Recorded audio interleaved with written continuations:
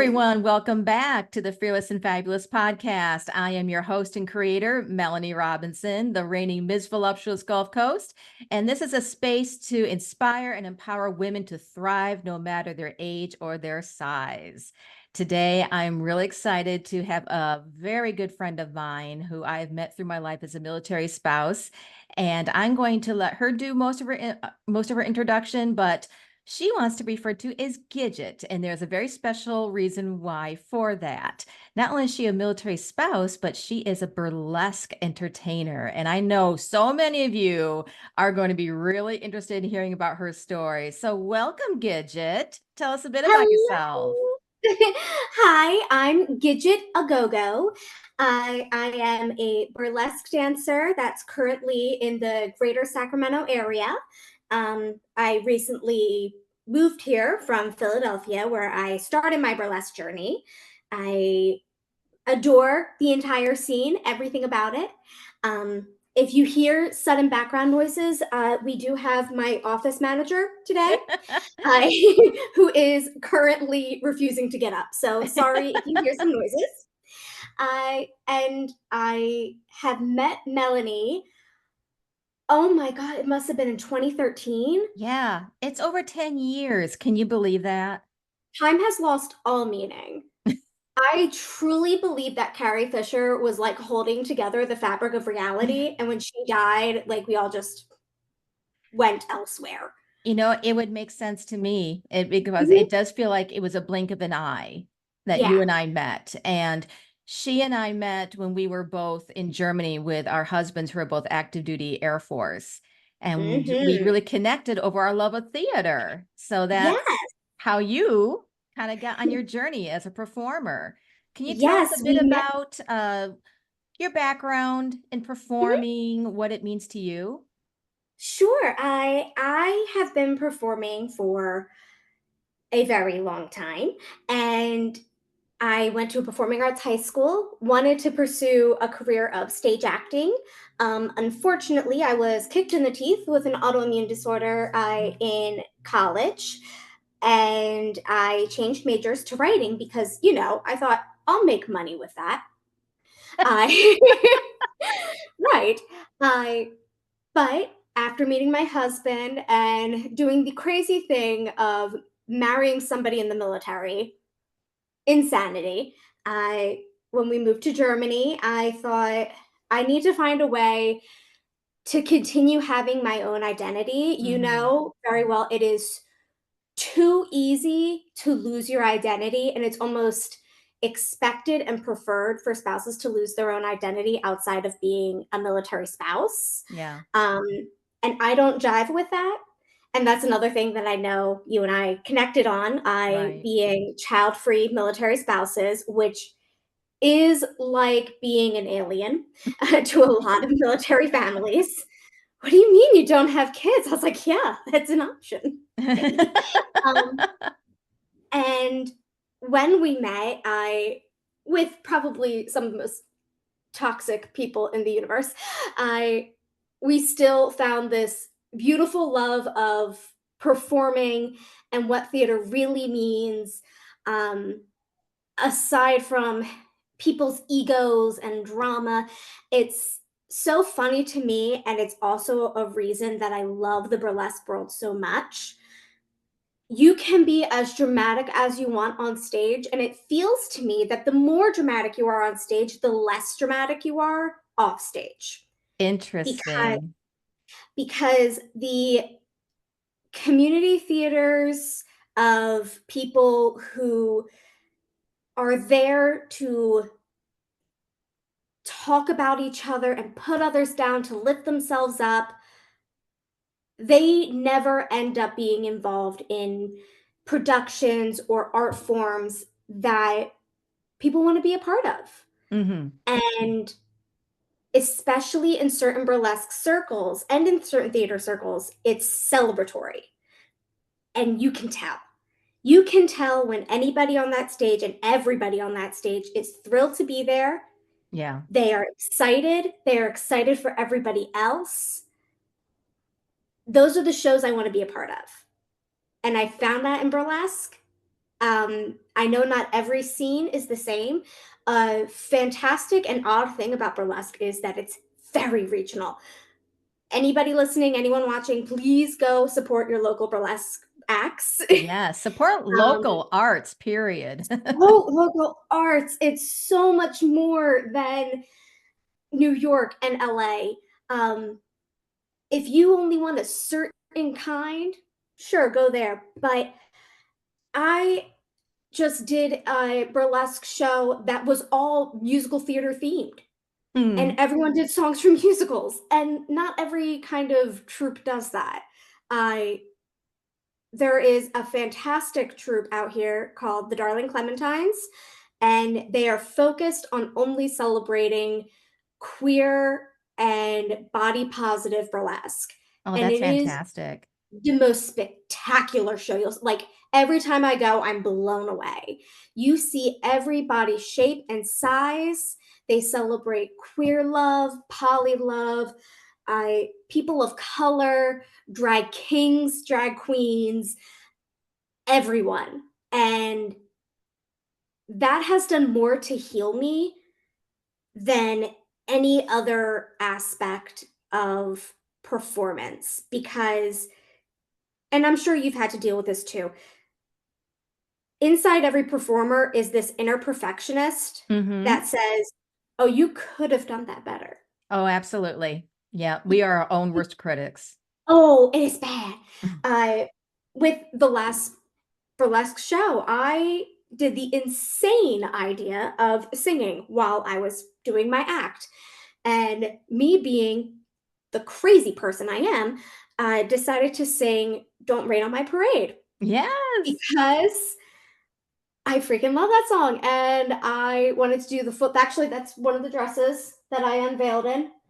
Um, the coat that I wore over it is a typical, like, cocoon coat that you wear around the house going, "There's been a murder," which I did. I and I watched the playback, and usually when I watch my own playbacks, I have to mentally stop myself from picking apart my body, picking apart my shape. And when it came to that act, I was just picking apart my voice in a way that, like, Mm. only a very specific musical theater type can understand. Mhm. And I know that musical theater type is, "Why did you pick Barbara?" And I know that because I'm insane. But when you have that inner critic, you have to then take a step back and understand the art form of, well, why did I pick that song? Why did I do that act? Why did I spend a gazillion hours beating that dress, Mhm. including when Mr. Office manager decided to knock over my rhinestones? So now there's rhinestones all over my floor. I They're so good at that. They're so good at that. And when you realize like why you are in love with this art form and in love with performing, it's because I know if I didn't have it, I'd be daydreaming about it. I'd be wondering what if. Um, and it really took a lot of work and trauma to realize that I only have one life. Right. And you know, I may have a flat butt, but it is my butt. And um, I still struggle a lot with my body image. In a way, I kind of almost hide behind the fact that I'm a very good maker, and I'm very proud of that. I make my own costumes. I bedazzle everything. I So if anything, I could be like, I may not have been thrilled with my body that day, but damn, I did a great job on that corset. So let me ask you about the fact that you have told me that you have dealt with body dysmorphia issues Mhm. throughout your life. Oh yeah. Uh, Being a burlesque performer, that takes a certain level of fearlessness. How do you push that body dysmorphia aside and become Gidget A Go Go, being on stage, being fearless, entertaining? How do you get into that new confident space? I Gidget A Go Go is a persona of me that is both ageless and timeless. I like to say, because the name itself comes from two very important aspects of me. Gidget, the iconic, starting with Sally Field and going on, the Mm-hmm. portrayal of the typical 60s girl about fun, love, life, surfing. Very bad at that, but it's okay. I and just almost girlhood, in Mm. that the whole world is in front of you. And that kind of hopefulness and playfulness that I hope to bring to every act I have. And a go-go is both whiskey a go-go and the a go-go movement in music from France. Mm. And that is, like, like the yay yay girls, the cute little French pop that you go on, you just can't help it, like, ooh yeah. Uh, but I love the idea of bringing an act with playfulness Mm.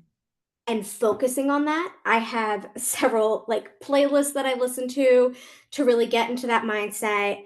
I Focusing on the choreography itself, focusing on the act itself, and remembering why you're there and why your community is there. Again, it goes back to the difference between toxic communities and supportive communities. Mm-hmm. If you go into a troupe or a cast or a dance company or whatever, and everybody is being judgmental and being competitive and waiting to see someone fall so that they can boost themselves up, you feel it and it Yeah, reflects in your performance. absolutely. If you go into a performance of celebration and everyone wants to be there and everyone's thrilled you're there, and they know that if you bring your A game, that ups their A game, Yeah. because it does. It's contagious. That energy is It's contagious. so contagious. I actually remember I was lucky enough to see the revival of Sweeney Todd with Josh Groban and Annalie Ashford, Oh, I'm and jealous. top 3 best productions I've ever seen, period. And I'm not even a very big Sweeney Todd fan, but when I watched that, every single person was bringing their A game on that stage, and it showed. Mm.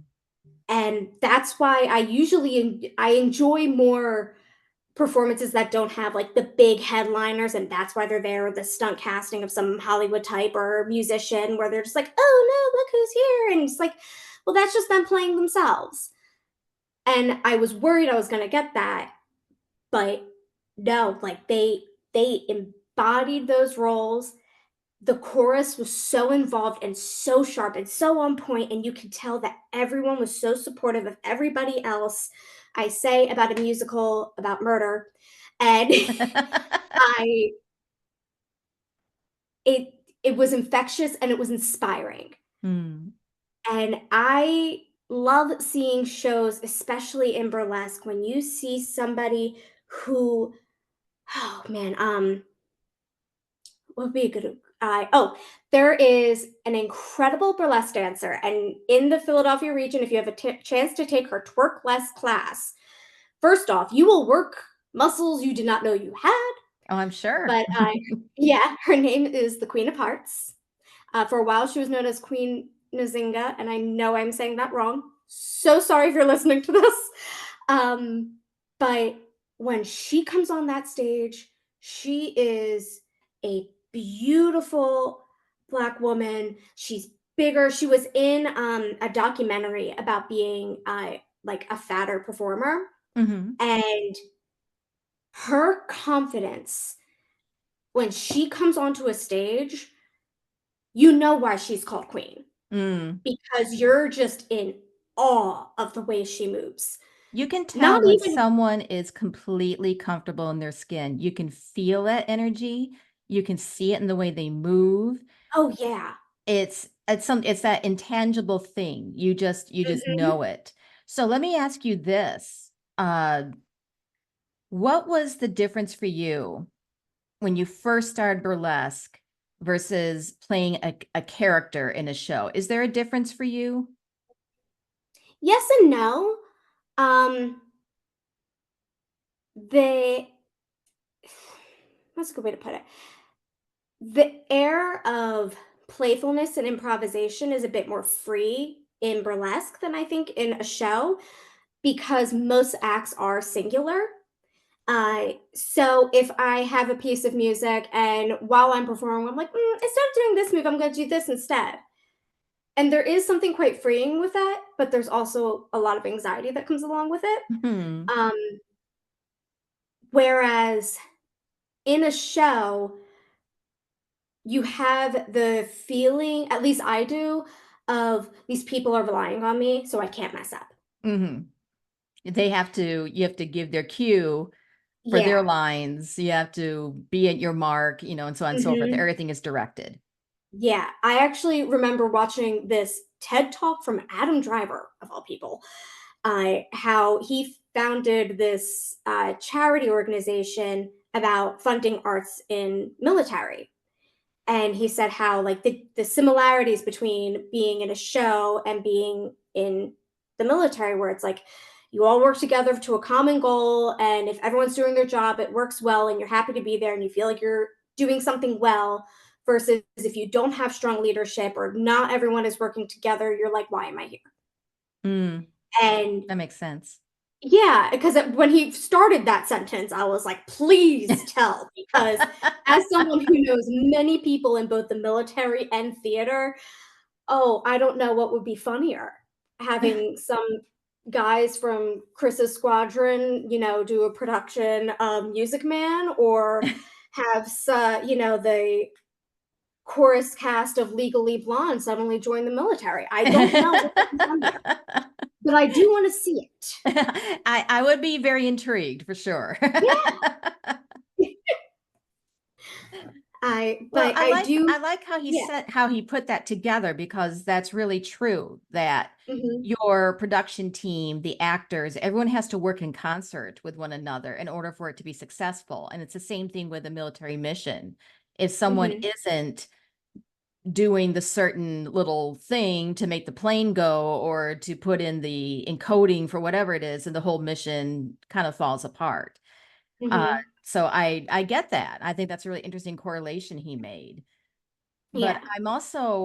what I'm also intrigued about you, Miss Gidget, is what does performing burlesque do for you personally? Do you feel that it's made you grow as a person? Does it help with your body dysmorphia? What does it do for you as a human being? It has helped me so much, and it has also given me some strange anxieties about my body. Hmm. I If you've never had to worry about nipple sizing due to pasties, I don't advise it, because when you're like on the interwebs trying to find the proper diameter there with the measuring tape, and then you actually have the thought of, are my nipples too big? That is not something that I thought I would be asking myself on a Tuesday afternoon, but here we are. I Whereas the pros far outweigh the cons, and I think it's because of how much it forces you to get into your body and out of your head. Mm. Um, Burlesque dance classes are the best that I've ever taken. I'm biased, but I'm also correct. I got to learn under the tutelage of Miss Ginger Lee, another Philly burlesque star. She runs an academy out there, and she does act development and weekly drop in classes. And when I was going through some of the darkest periods in my life, I know you saw a bit of it. Of not only was my health not doing well, my dad was in hospice from cancer. Hmm. I We were about to move across the country because thanks Air Force, it was a lot.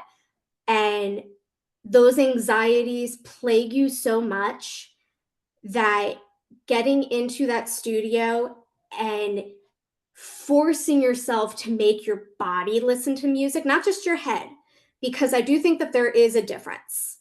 There is something about listening to a song, whether you're in the car or on headphones or on the radio or whatever, and just being like, oh, I really feel this song. It's a great song. Or when you are in a studio setting or even in your house and you're standing or ready to move and like letting it wash over you and saying, okay, with this, we are teasing, we are sensual, we Hmm. are playful, we are, and you really have to embody those feelings and objectives. Like, it got me through those times. And it really solidified that I wanted to do this because when I see a show and when I see a performer and they're able to just hypnotize an audience with their body and spirit and mind because there's so much thought that goes into an act, Yeah. like, I wanna do that too. Like, I wanna be able to be that for someone else.